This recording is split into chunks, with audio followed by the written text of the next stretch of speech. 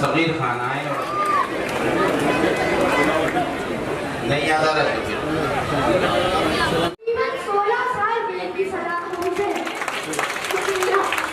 आज आपको उन्हीं की याद दिलाने आई हूँ। हिंदुस्तान की आजादी और तिरंगे की बुलंदियों पर जहाँ आसपास की विधानसभाएं उससे साफ है तो तमाम रोड सड़क एकता बिल्कुल साफ होगी। जनता पार्टी के इशारे पर काम को भी बुलाने का काम करे। मैं ये बात कहना चाहती हूँ कि आज हम इस मुल्क में आजादी के साथ इस आजाद मुल्क में सिर्फ उन उलमाओं की वजह से रह पा रहे हैं। लोग जरा किनारे हो जाएं। आपसे मेरा प्रोग्राम में भी 2-3 बच्चे हैं। मौलाना अब्दुल्ला सादेपुरी, हाजी साहब तरंगई, मौलाना सैफुर रहमान काबुली, मौलाना अब्बास तैयबी, मौलवी अल्लाह बख्शुनूर, डॉक्टर मकबूल अहमद एजाजी, डॉक्टर मुख्तार अहमद अंसारी, मौलाना अब्दुल्ला सादेपुरी, मौलाना अब्दुल्ला सादेप जंग आजादी की लड़ाई में जानती है शाह साहब ने देश की आजादी के लिए अंग्रेजों से लड़ाई का फतवा जारी किया और यही फतवा हिंदुस्तान की आजादी का नुक्ता। महात्मा गांधी को जब गोली मारी गई तो मिठाई कौन बांट रहा था? ये तारीख छुपाते हैं आरएसएस वाले। क्या ये सच्चाई नहीं है कि जब गोली मारी गई महात्मा को तो उस वक्त आरएसएस के कार्यालयों से मिठाई बांटी जा रही थी? क्यों छुपाते हो ये इतिहास? क्यों सच बोलने से घबराते हो? अगर तुम्हारे पूर्वजों ने, तुम्हारे बड़ों ने गलतियां करी हैं तो तस्लीम करो और देश से माफी मांगो और ऐलान करो कि हाँ हमारे पूर्वजों ने गलती करी थी। महात्मा गांधी एक अहिंसा का पुजारी था।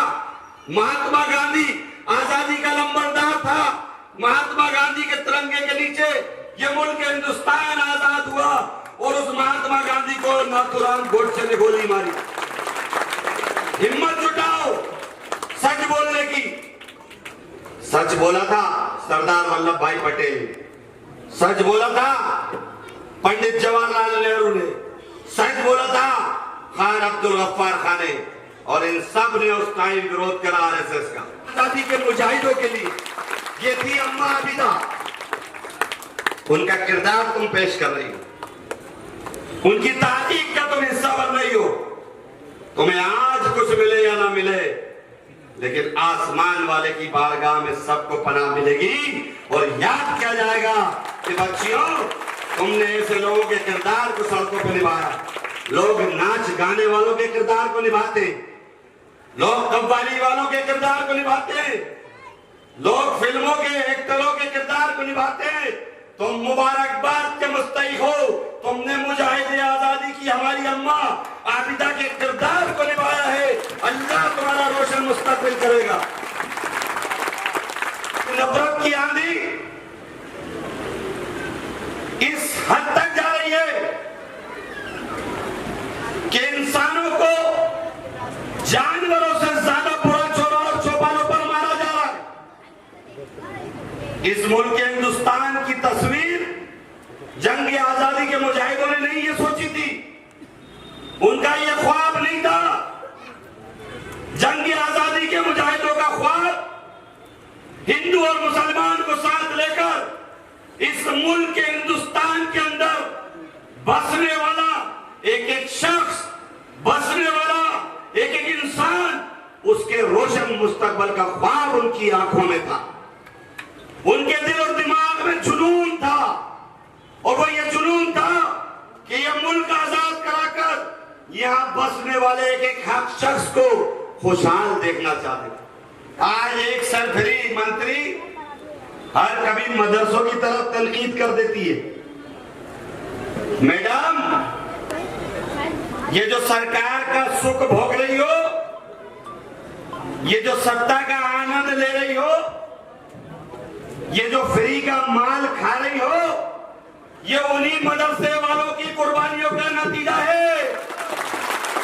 अगर वो ना लड़े होते तो तुम्हारा नाम भी नहीं होता इस मुल्क के हिंदुस्तान में, क्योंकि इस मुल्क के हिंदुस्तान में उस दौर में हमारे बुजुर्गों ने अपने अपनी मिल्कियतों को ठोकरों पे मारा इस मुल्क को आजाद कराने के लिए, अपनी जागीरों को ठोकर पे मारा है।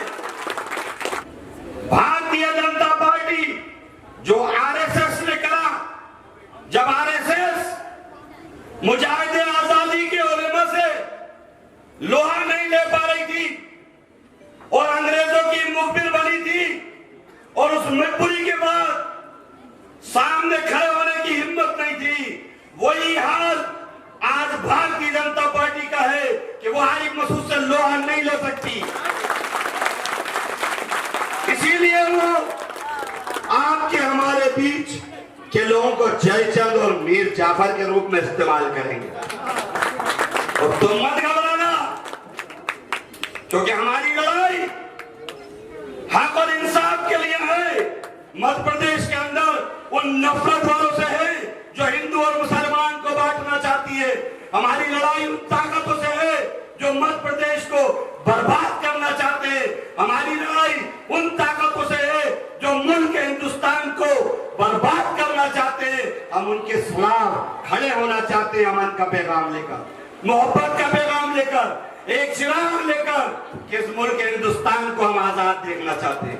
हम इस मुल्क हिंदुस्तान को खुशहाल देखो। सलाम जिन साथियों ने काम करा उनको करोड़ों सलाम। अभी भी देख रहा हूं पानी गिर रहा है, उसके बाद भीगते पानी में लोग खड़े, ये बच्चे भीगते पानी में इतनी देर से बैठे, इनको सलाम। लेकिन याद रखना मेरे बच्चों, तुम जो काम कर रहे हो तुम तसव्वुर भी नहीं कर सकते अल्लाह तुमसे क्या काम ले रहा है। तुम सोच भी नहीं सकते कि अल्लाह तुमसे कौन सा काम ले रहा है। जब तुम अपनी उम्र पाओगे तब तुमको एहसास होगा कि एक सरफिरे ने एक बात कही थी और उसने कहा था कि उलेमा का नाम लो। तब जब तुम अपनी जवानी का परचम उठाओगे तब तुम्हें उलेमा की कद्र का एहसास होगा कि उलेमा क्या नाम है।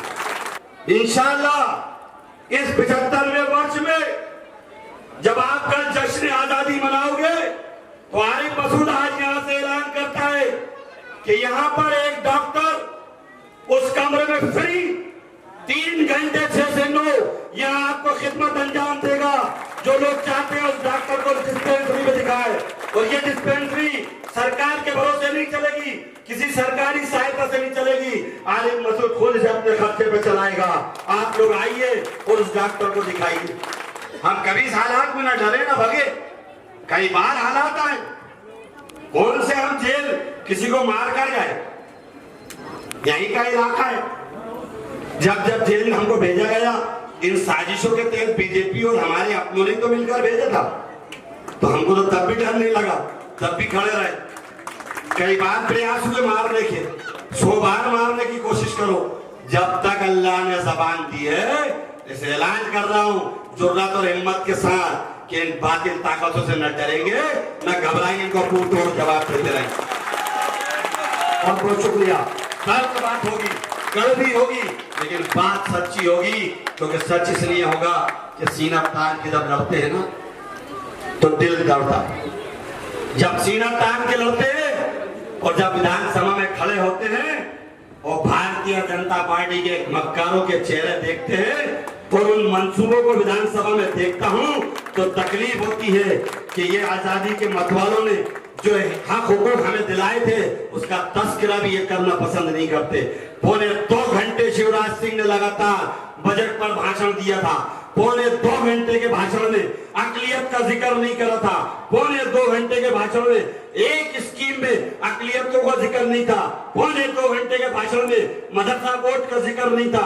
2.25 घंटे के भाषण में हज कमेटी बोर्ड का जिक्र नहीं था। तब चीख कर अल्लाह और आपके द्वारा पैदा किया हुआ नुमाइंदा वहां अकेला तना तना खड़ा होता है और बोलता है शिवराज सिंह अकलियतों का हिस्से का क्या होगा। तो ये ताकत अल्लाह ने आरिफ मसूद को दी है कि मुख्यमंत्री ऐलान करता है विधानसभा में कि जो सबको दिया है वो अकलियत को दिया जाएगा, सबने बराबर बराबर का हिस्सा होगा। ये ताकत है आरिफ मसूद की। हम सब मिलकर महीन हसन, लईक हसन,